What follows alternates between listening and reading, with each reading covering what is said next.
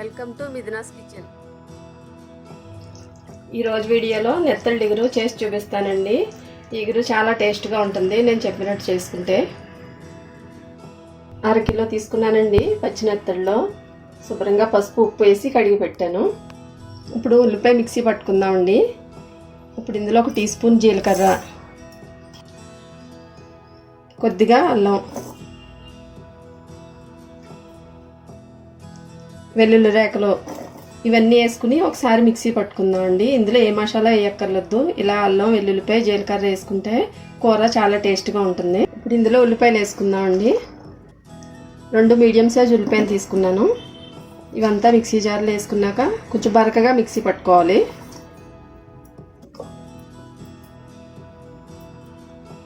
ఇలా పట్టుకుంటే సరిపోతుందండి. స్టవ్ ఆన్ చేసి పాన్ పెట్టానండి. ఇప్పుడు ఇందులో 4 టేబుల్ స్పూన్లు వేస్తున్నాను ఆయిల్.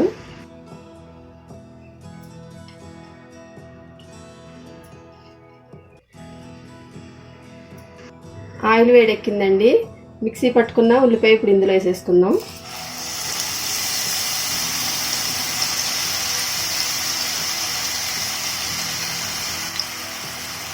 పచ్చిమిర్చి చీరుకున్న 4.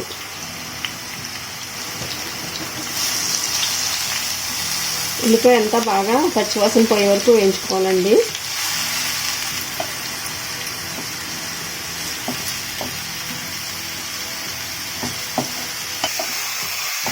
ఇప్పుడు ఇందులో ఉప్పు వేసుకుందామండి.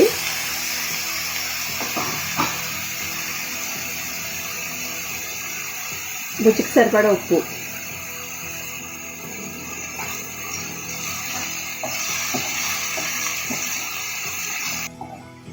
ఉల్లిపాయ వేగిందండి.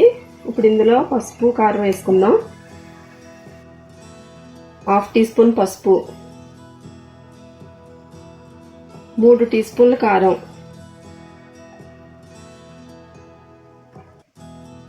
ఇవి వేసుకున్నాక ఒకసారి కలుపుకోవాలండి.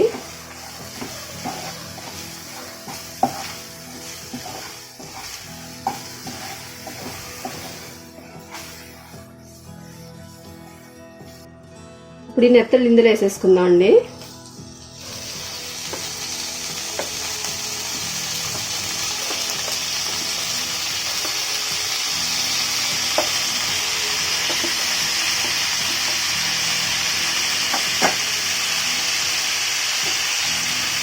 గరిటె పెట్టి కలుపుకూడదండి, ఇడిపోతే త్వరగా ఉడికిపోతుంది కూర. ఇలా కుదుపుకోవాలి ఒకసారి.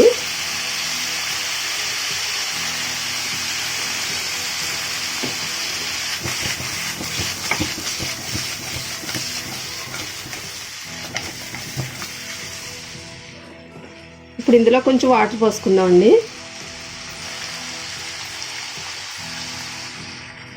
ఒక 1/2 గ్లాస్ పోసానండి.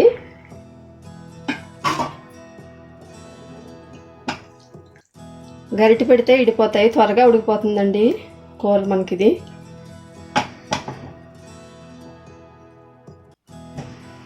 మూత పెట్టి ఉడికించుకుందామండి. మూత తీసి చూద్దామండి.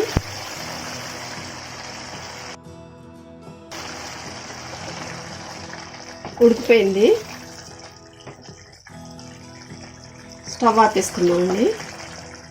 నెత్తళ్ళ ఇగురు రెడీ అయిందండి. మీరు ట్రై చేసి చూడండి. నచ్చితే నా ఛానల్ని లైక్ చేయండి, షేర్ చేయండి, సబ్స్క్రైబ్ చేయండి.